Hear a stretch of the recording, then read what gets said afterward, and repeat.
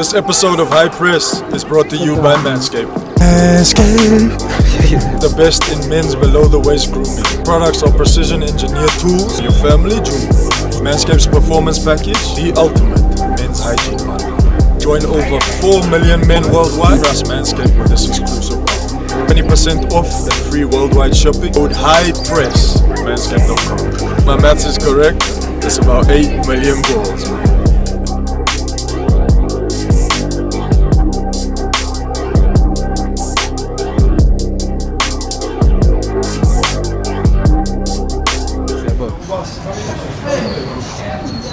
Okay, thank you. Let's go. Gents, let's get let's take a seat, gents. Aubrey Ngoma, how are you, my brother? I'm good, man. I'm good. Good, How are you? good. And I'm joined with my co-host, my brother, 352 Sports himself. We got it. Princy. How are you? Oba, really, I'm happy to have you here, bro. I appreciate you pulling through. Yeah.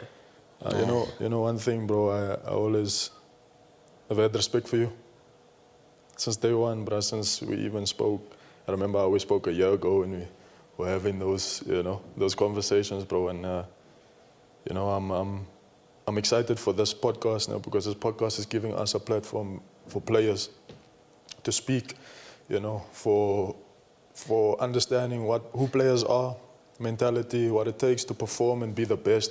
Yeah. I regard you highly as a player, as someone I look up to, bro. And today, we just want to talk to you and understand,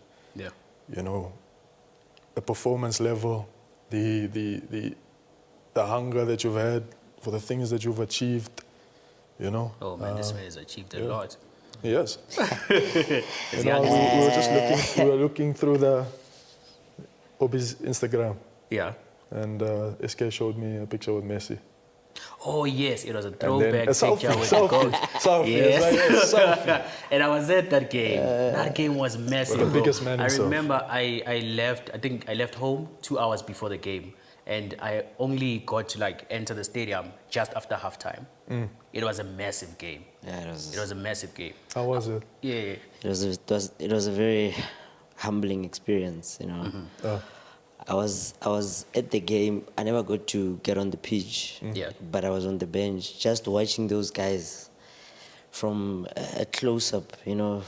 To see the quality they possess.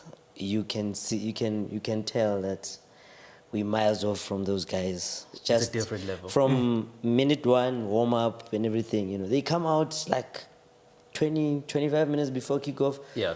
We've been out there 45 minutes before kickoff doing the warm up. Yeah. But when the game starts, Yeah. they have all the possession, my friend. Tempo is good. Tempo is on the next level.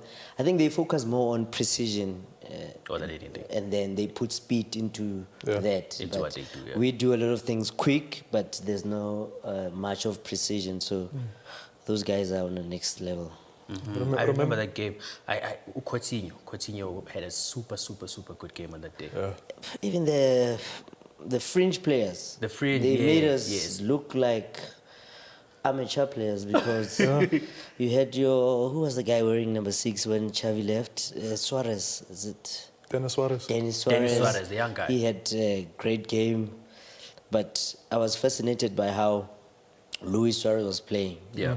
I think most of the time when the defenders had the ball, he was just staying offside. Every time he's behind, he's minding his business, walking around behind the defense. But as soon as they jump the halfway line, he comes back in onside, and then he links up the play. Things. Yeah. All of a sudden, they behind the defense, they creating a lot of chaos. Off the shoulder always, no? Yeah. I remember Bangali had a tough that game. Yeah, it was terrible. Bangali had a tough that game. And that would be experiencing those guys, right? You've been a fan of football since you were like a kid. There were times, who did you look up to when you were a kid? Who was your favorite? I actually got the nickname Rivaldo when I was still playing in the dusty streets at home in Amasquale. So that's the guy I looked up to, Yeah. He was just great because he was left-footed and I'm left-footed, so So- I was just happy to. So seeing those guys like Aubrey Messi, did it feel like the Rivaldo moment for you?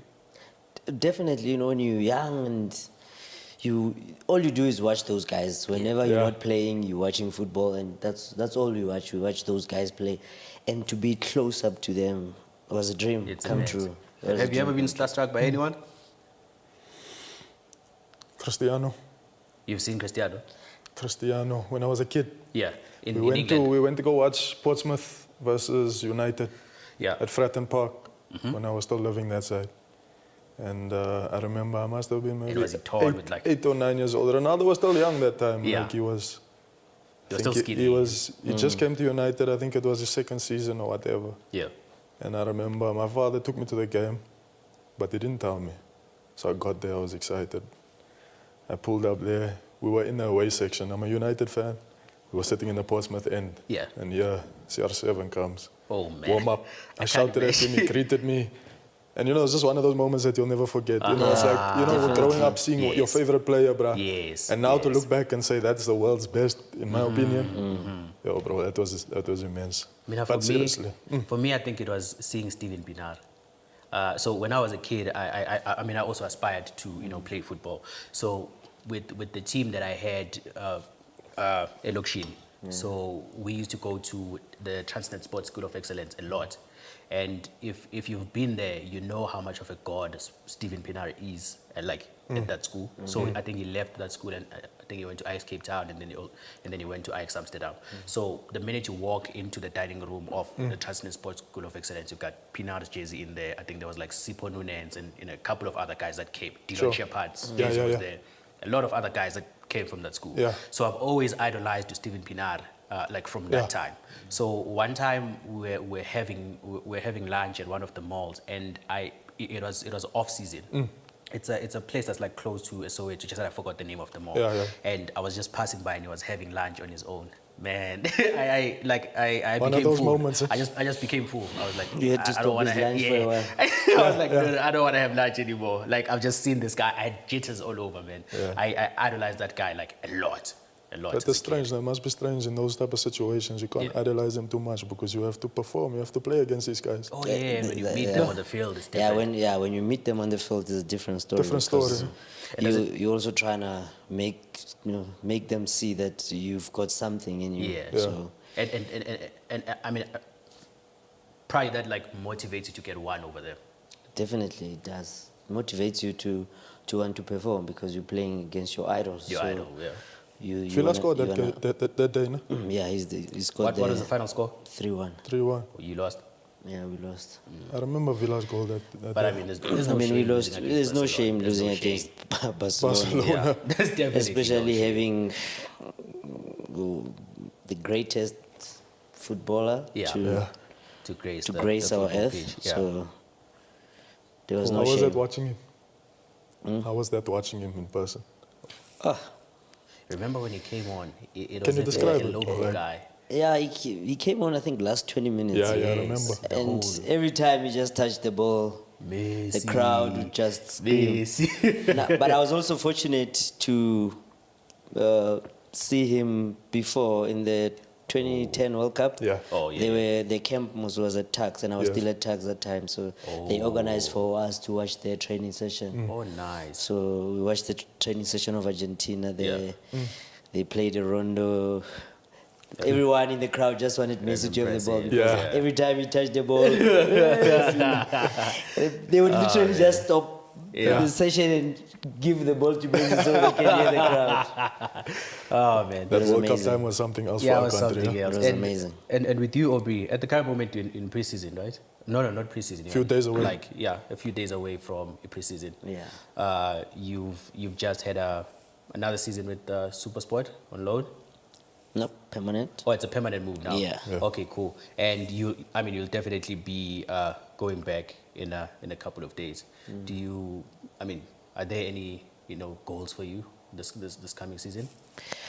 The goal is always to play as many games as possible for me. Yeah. And obviously contribute towards the team's success. I want to be playing in a team that competes on every level for every trophy. So for me to play as many games as possible and also give assists, goals, help the team when without the ball.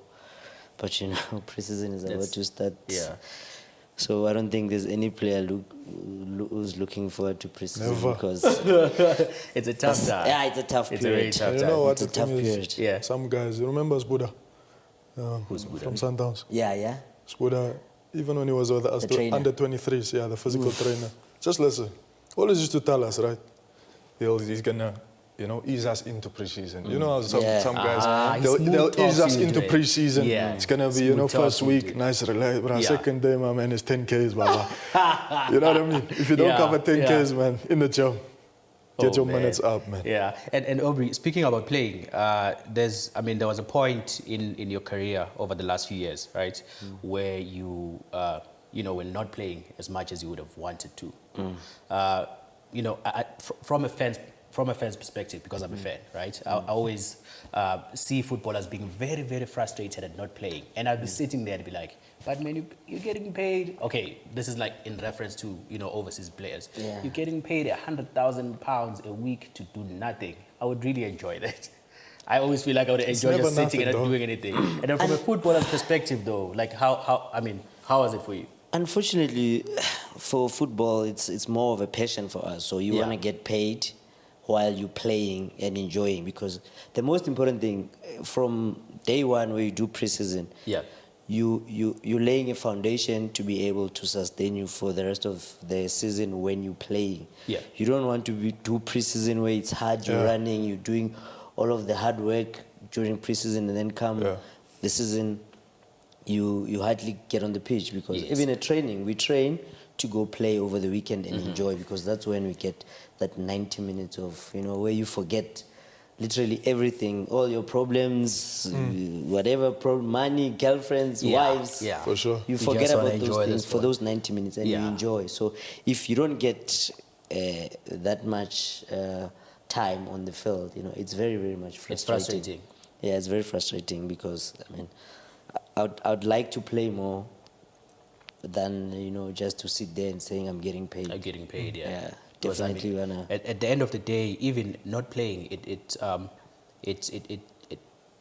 brings some sort of uncertainty around your career, because you could be at a club that you love so much, and maybe you love the guys that you're playing around with, and maybe also your financial situation is very good at that club.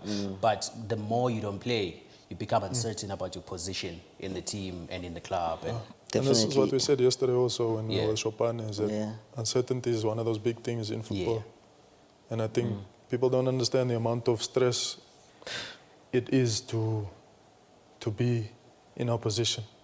I'm not as experienced as Oba, so I can never talk from his perspective. He's been through 100 different things. Maybe I've only been through 15 different things. But the amount of pressure it is to perform, and even sometimes when you're not performing, sometimes you perform and you're not getting in the team because of other reasons.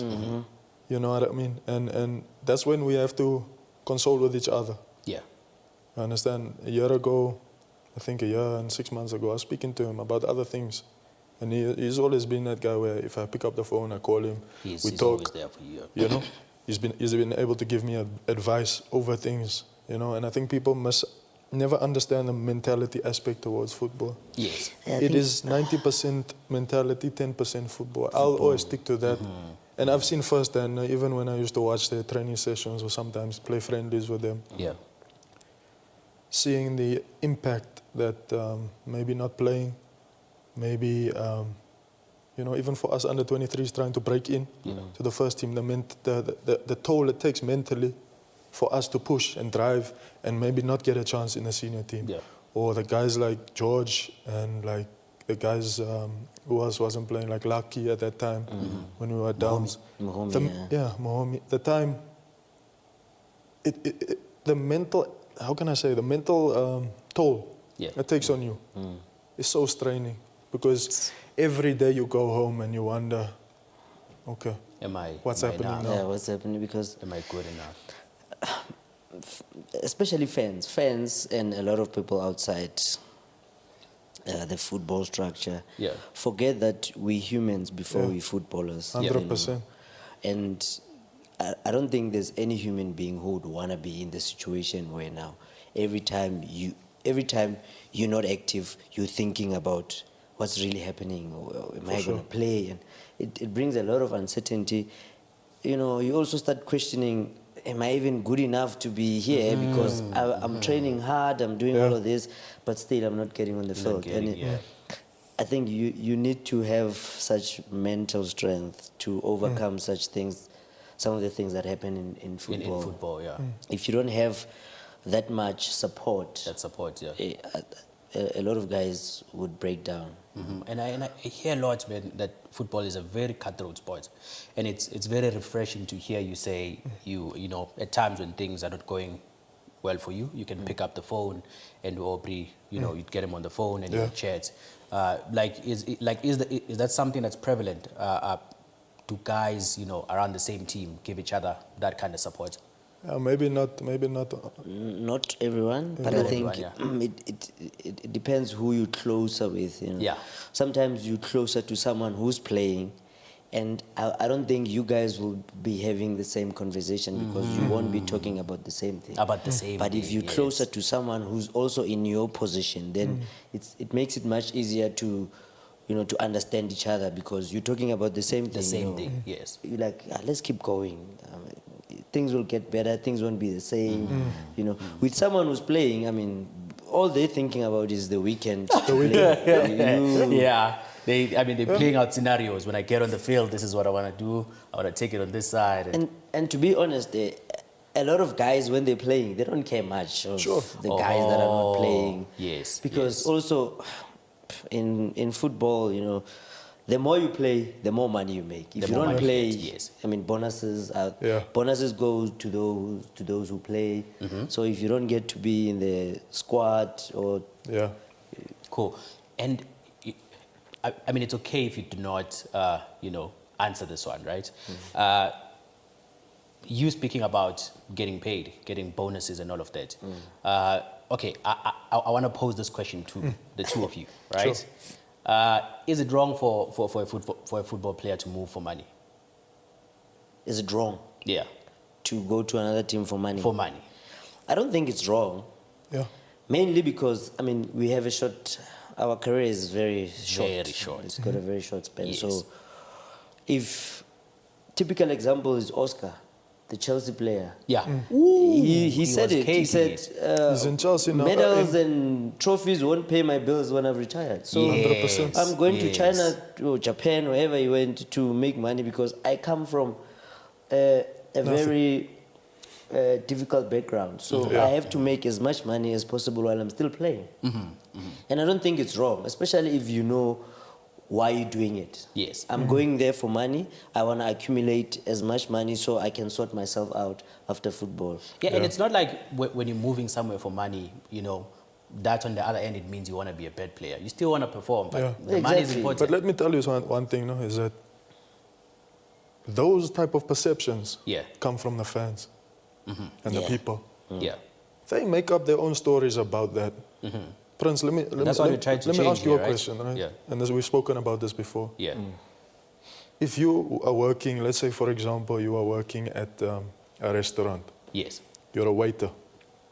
You're making 50 Rand a month. Yeah. Okay. You then got offered a better job at a better restaurant. Yes. Let's say now, this restaurant over here, you get paid 100 Rand every month. I'm taking it. Why is that comment not made to you? I'm taking it. Do you understand? It's work. And I get where Aubrey is coming from in that perspective. Everything is work. You know what I mean? And if someone is offering you a better opportunity and they believe in you, Yes. why would you not take that opportunity? You know what I mean? Makes total sense. Makes total sense. I think sometimes people are so invested in, and we're speaking about this, is that people want to write these negative narratives about us. Yes, yes. And also that's what's like super important about this platform that we're in right now. And a typical example, like locally, you would say everyone goes to Sundowns for money. Yes, they pay better salaries. You know, I don't think there's anyone who competes with them at the moment. Yeah. But also, who's going to give you a platform to win trophies? Yeah. You're There's a few footballer. teams, yeah. you want to win trophies. You wanna win trophies, By the yeah. end of your career, you want to say, you know what? I've won this NetBank, I've won this Telkom, I've won this MTN 8, I've won Yes. the league. Yeah. You're going to play CAF Champions League. Yeah. So, I mean, it... Look at Mido.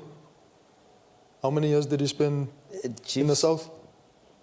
In the south, How many? How many years? about, spent- what, 6 maybe? 6 or 7? Yeah. Yeah. How many years did he spend at the Kloorkop? We won 2. 2? two. And how many trophies does he have? I don't think he won that at his previous club, you understand? So, Yes, yes. And you That's guys have exactly what interacted Aubrey with him. said. You Yeah, guys have you know. interacted with him. Yeah.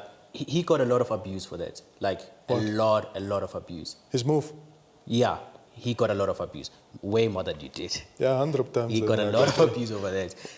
And Aubrey, like observing that entire thing that happened, and the type of backlash that he got by making that move. I mean, seeing him, he should have been a very strong person to like take all of that in. Nah, he was. And I think he's got a very strong personality. Yeah. And he's been in the game. To play for Chiefs for so long, it's not everyone who stays at Chiefs and play regularly for so long. So the comments, I don't think they did anything to him. He knew what he wanted. Yeah. And regardless, whether he stays or goes, people find ways to just talk. People talk. Whether you do yes, good, you do yes. bad, they'll talk. You move, you stay. There'll always be a negative Someone to narrative. say something. Yeah. So yeah. the most important thing is just satisfy yourself. Yeah. Think about yourself. Don't worry about who's going to say what, because they're going to say it anyway. So you might as well just look after yourself. And that's what he did. I don't blame him for leaving Chiefs to go to Sundowns, because, who's winning trophies at the moment? It definitely is. Exactly. So it Yeah, was no-brainer. Even the people that are talking, the supporters, they'd also do the same They'd thing. also do the but same because thing, they're not present in it. that situation, Yes, it's yes, easier. yes. Because you must understand, we're in the public eye, so Yeah. every decision we make is going to be scrutinized. It's gonna be scrutinized. We were talking about that, just saying. Sometimes as footballers, and especially high-profile guys like Aubrey and, Mido, those guys are treated as the fans, objects. They can say what they want. They can say what they want. They to can, watch. they can say anything, you know what I mean? And, Yeah. and that's a different type of pressure, because you're making decisions for yourself, and now you have a crowd of 100 people, 200, few thousand people behind you telling you, yeah, you didn't do this, you didn't do that. Now, who are they to tell you What to do with what to your do life. with your life? Because they not, you're not saying anything about their life. Yeah, and You know what I mean? from the fans, man, there's like a lot of hypocrisy. People do a whole lot of things that they wouldn't want, footballers, to do. Yeah. People, a lot of people are like working from home now. Yeah. You'll find a lot of people who work like 1 hour, and for the rest of like the 7 hours, they're not doing anything. They're on But Twitter, be a footballer and, be out injured. It's as if you like deliberately don't want to play. Don't It's want like you're earn a choosing to living. get injured. Yes, and some yes. things you can't control, especially injuries. Who Yeah. chooses to be? Everyone wants to be on the field. Yeah. Yeah, and you've had your fair share of injuries. Yeah, but I think social media just gave everyone access to Yeah. to us, because before social media, I don't think there was so much talk and Footballers were gods around that time. Yeah, when we didn't know a lot about them, they Exactly. were gods. Sure. Exactly. You so would run now, into Jabupule at a mall. Yeah. People go crazy. Exactly. Now they know a whole lot about you. When they go past you, they're like, this is the guy that did this the other week. Yeah. I don't want to, interact with this person. So yeah. Like, has there ever been a time though for you? Now you experienced, you have like a number of years in the game. Has there ever been a time though where you felt like, what, all this backlash that I'm getting, all this criticism, it's getting to me? There were times where you go on social media, especially Twitter, like they go for your throat. Ugly space, Baba. Are you not on Twitter? It's, You don't go there? I am on Twitter, but I don't tweet a lot, so I just go to check what's happening around the world, Yes, football, life in general. I just go and check. Yeah. So there were times where you'd see like comments, especially if maybe an article is written. Yeah. Sundowns player seeking a loan move, and then you see the comments there. You're like, Especially that Laduma comments, bro, on the website, they you know, at the fry you. bottom. They would fry you. This cow. Hey, mama. Where was he going? They say all these negative things. You're like, There's a But time I who used are to these spend. people? There's a time I used to spend, like, you know, some time, like during the day, just going through kickoff comments. Like, people are very creative with their criticism. Some of it is like pure comedy. Keyboard warriors. That's what you call them. Dog. Yeah, Keyboard warriors. Dog. and I always say, if people used their brains for something For something useful, constructive. something constructive, Yes. Yeah. you know how creative these people are with comments. For sure. Very creative. For sure. Like people on social media, are, like genuinely very creative. I think in social media, it's like one thing that it does. The culture in social media, it forces people to be creative, even with people that are just posting pictures and all of that. Like a lot of people that are in media now, like media isn't like broadly, it's people that come from like say TikTok, from Instagram, because those people are super, super creative. You know what I mean? Yeah. But then with the football people, they spend a lot of their time just being negative about it. Aubrey, bro, tell me about that time at Cape Town City. How was your time there? Because for me, that was the Aubrey that I've seen that Yeah. I saw my man enjoying himself every day. Dog. Best midfielder of them all. Yeah, I think that's one of the best times in my football career. Yeah. You know, I think what gave me that much confidence was that I think the team believed and relied on me. So I knew I had to perform for the team because, you know, players would come to me and say, we need you. If I'm quiet in a game, they're like, my man, please do something for us. We need to win the game. And I had so much support from the players, the coach. Even during a few bad games, you know, I'll still get picked and start.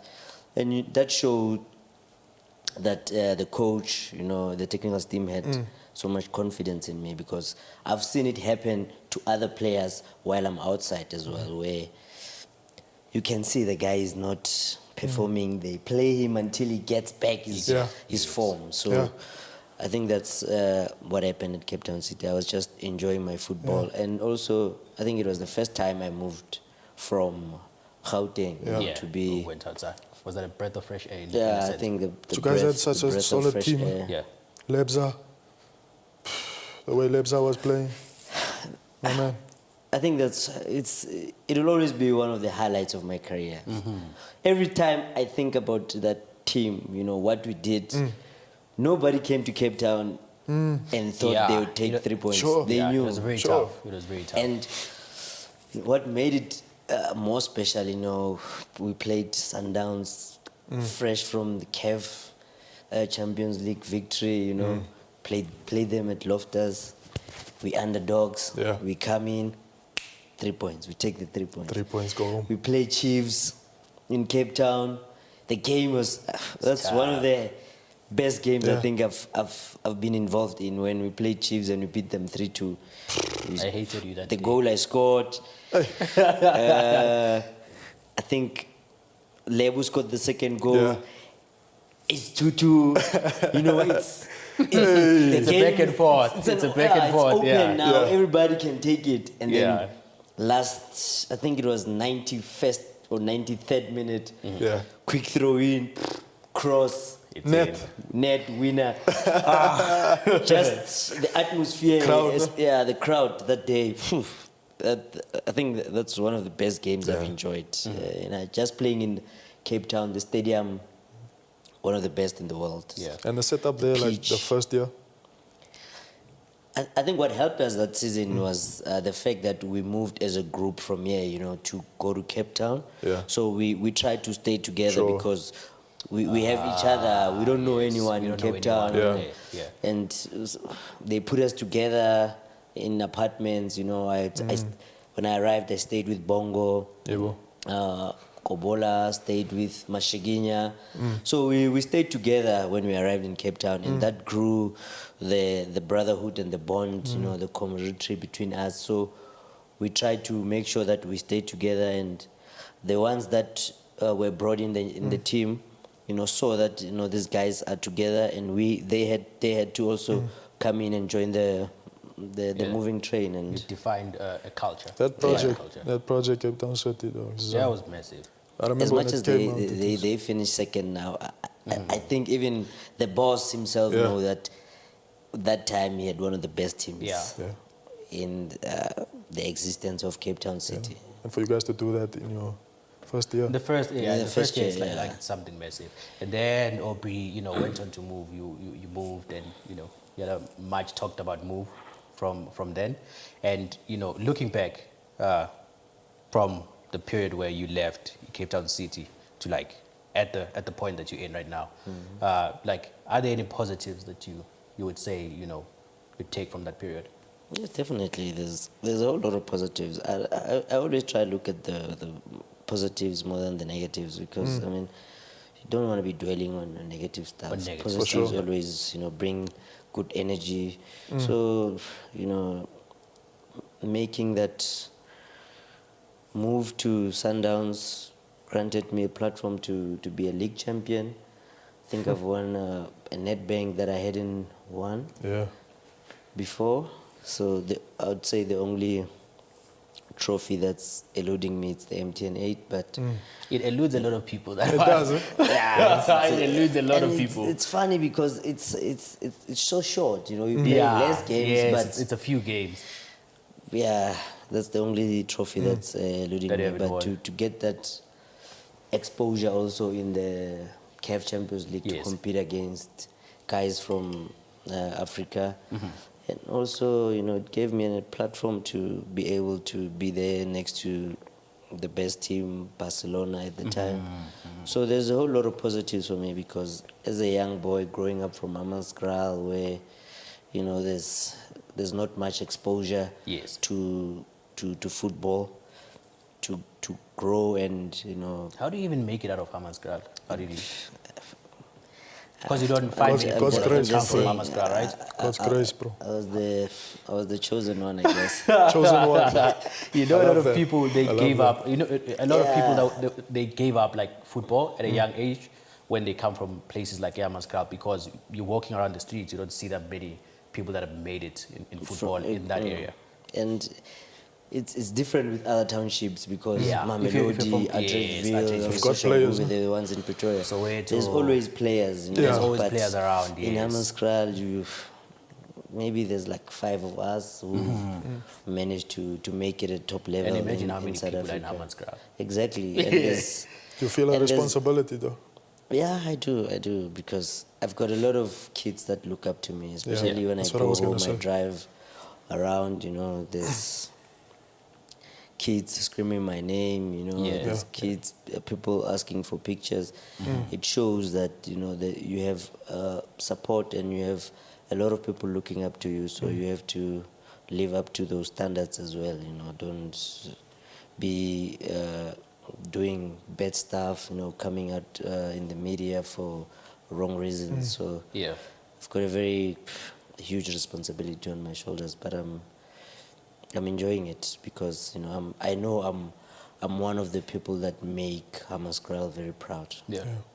And do you also feel the responsibility then to give the same opportunities to the kids that look up to you? Definitely, because like now I was at home the weekend, I went to watch, there was a tournament they play, and you see there's so much talent around, but they're not getting the exposure. It's still the same thing from like your Now time, no one's looking you at them. see Super Sports is covering tournaments from Tembisa, I think there was a tournament in Soweto now playing. Champ of Champs. Champ of Champs was in Soweto. It was in Soweto. Where was it? yes. I think Soweto? it was in Yeah. Soweto. So you see those things happening. So it gives you motivation and a vision, to try get something like that happening in Hammanskraal, because we also have the talent. Can you imagine how many players are going to come out of that tournament to be going to MDC and FD teams from this Champ of Champs playing in the townships? Yeah. So that's something that I always think about, and speaking to a few people, that we should put something together that's gonna bring in a lot of exposure for these players. These players. And we were saying that, we were talking about just investment. from the big companies into our communities, you know what I mean? Like if I think about Cape Town, in my own personal reference, I think about how dilapidated and finished the stadiums are there. You know, even just the stadiums or the grounds or, you know, Soweto, you find the gravel pitches. The boys growing up need facilities. They need facilities to do what they need. They need people around them who are going to take them out of any situation. You know? And you, like with that situation, like it's dire at times. You know, I remember with me, the first time that I played on a grass pitch, I was like 17 years old. Yeah, that's way old. Like 17. I was at Wits at the time. That's when I played on a grass pitch, and that was like just a cricket field that we turned into like you know a football pitch. That was like the first time. But when does that level of investment come in from the big companies? How can you have rugby pitches, cricket pitches, you know, other facilities that have funding and backing? Yeah. And we have to look at NIKKI Center and say, okay, Soweto, that's our best community project that we have out here. And how many people play at NIKKI Center? Not a lot. It's like reserved for like special occasions, right? It is. A lot of football is played from the township. I don't think you can find a lot of professional footballers. Probably 80% of the footballers now in the PSL started from the gravel. Yeah. And they played in the gravel for a very long time. Because also I think that slows down the development of the players, because like you're saying, you started playing on the grass when you were 17. That time, a 17-year-old Gavi is playing Camp Nou every week. Is buzzing there in the national team. You 17, you only touching the grass. Touching the grass. You see the difference. Yes, it's they start at a very young age, 8, 6. They're already kicking a ball on the grass, training. So, but you're right, that's deeper, bro. It's a social issue. Tristan was referencing that because he came from the Fulham Academy when he was a kid, and he played there. And you know, it's not only the infrastructure, but the type of, you know, intensity and effort that they put into like developing the players. We're so far behind, you know, from those people. Very far behind. I mean, we were saying yesterday, you were referencing that, like the Fulham, and we made this example of how even the junior players, they're getting subsidies, like petrol subsidies or fuel subsidies or whatever, that goes to the family. But there's some sort of level of investment. You know, how can you be 20, maybe playing at a professional team, and not even earning anything? Let's say you're playing MDC. And there's multiple guys who are not earning money playing in the MDC, just trying to get a name for themselves. Imagine, that's like a level below the top level. I'm just scared to see the football structure in our country in the next 5 to 10 years, because of, you know, I think it brings in a lot of instability when there's buying and selling of teams. So that changes a lot of things, and it slows down the progress and the development of the football in our country, because you find a lot of teams that are just coming in, you know, the new team just bought a status. A few months down the line, players are not getting paid, and you know, there's so many things happening. So that just brings a whole lot of instability, and I don't think that can grow our football. That's why I don't think we can be in a position to compete at the moment against the top countries, even in Africa, because most of those guys play in Europe. In Europe, most they developed there. Chopin was saying that same thing. Most of the top countries we play in Africa, they play in Europe. Their players play in Europe. In Europe, Do you now think maybe then, I mean, do you ever speak about it as like pro footballers? You know, maybe taking that as a responsibility for like, it's a problem that you guys need to be fixing. I don't know how, as footballers, we can fix that, but it's, to me, I've had a conversation with a couple of players. It's just scary to see a number of players so high that are being released. I mean, you ask yourself, where are they going to go? 15 players being released by one team, where are they going? 8 players, 12 players. and there's like But fathers where's in the there. respect? Where's continuity? Yeah. Where is, because if you're gonna release 15 players, it means you have to bring in Another another 15. So there's no continuity now. Football doesn't progress because you're trying to do a quick fix. Yeah, you know. there's like quick solutions. Yeah, to quick like long-term solution. problems. So it's scary to see so many numbers Yeah. unemployed. What was your reaction from, like, there's a lot of clubs that release a lot of players, and you'll find in there's like breadwinners, there's husbands in there's Everyone. brothers who are taking people, sisters and brothers to school, and you see so many of them being let go at like the same time. Even others, like, they being let go in under circumstances where they did not even know that they were going to leave their clubs. Yes. Yeah. It's, like I said, it's very scary because you're thinking now, which team now is going to take so many players from one team? Because even some of the players, you're like, but this guy just had a good season now. Mulenga, Why is he being released? Mulenga had a very good season. Exactly. He's a good Mela player. also had a Yes. decent season Yes. at Amazon. I think when he played, you could see, He's a difference maker. Yeah. Like He what was. you were at Cape Town City. Exactly. So, but then they release him. So you ask yourself, now I just read an article yesterday, Yeah. Pirates releasing Monare. You're thinking, but this guy How does was that make playing sense? How? every game. How? Yes, he's a top player. So- He's a top player. The only comfortable players, that's to my- be you- honest, you're are right, Oba. Sundowns guys. I mean, the other day he's playing against France, yes. and Oh, he played in that And game. Guinea, yeah, he came on as a sub. My I think God, he came was on playing as a sub against on Barca. Aria. Nari, he played the whole match. He started, against France. Yeah. Wow. So what I'm saying is, how is that possible? How can you go and play against France 2 months ago? How do you get better And, overnight like that? Now you're being told you need to pack your And he bags. played most of the games at Pirates. When you didn't see him on the pitch, it probably mean he's suspended or he's got an injury. Yeah. But whenever he was available, I think he was playing a lot. He was playing in there. so- But I saw somewhere though that it's like a situation of him and the club not agreeing to like a contract, something of that nature. you never know what these Like- guys Yeah. discuss behind closed doors. Deeper than eh? football, dog. So I mean, we see a lot of these reports, right? We see a Yeah. lot of them. People say a lot of things on the media, and I'm sure you've seen things about yourself that you would look at and you would think, I don't think this is true.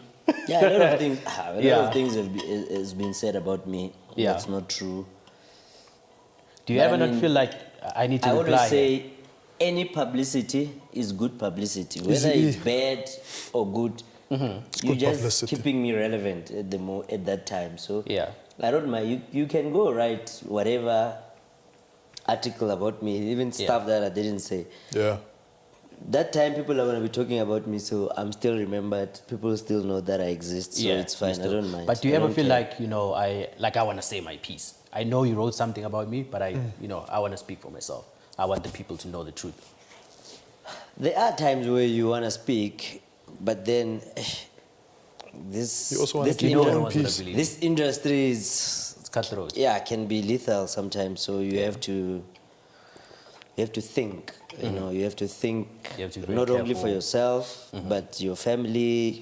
People around you, people that support you. Yeah. You don't want to be disappointing people from stuff you're saying. So you just some things. It's better to just let go. Just leave. People forget. Write an article today. 2 days later, People they're forget, speaking man. about someone else. So It's okay. it's okay. It is what it is. Yeah. Aubrey, bro, I just want to thank you for coming on today. Bro, it's always good to learn from you. You know how much I look up to you, dog, and how much you've advised me on so many things. I always say this platform is to give people an understanding of who we are as players, man. Yeah.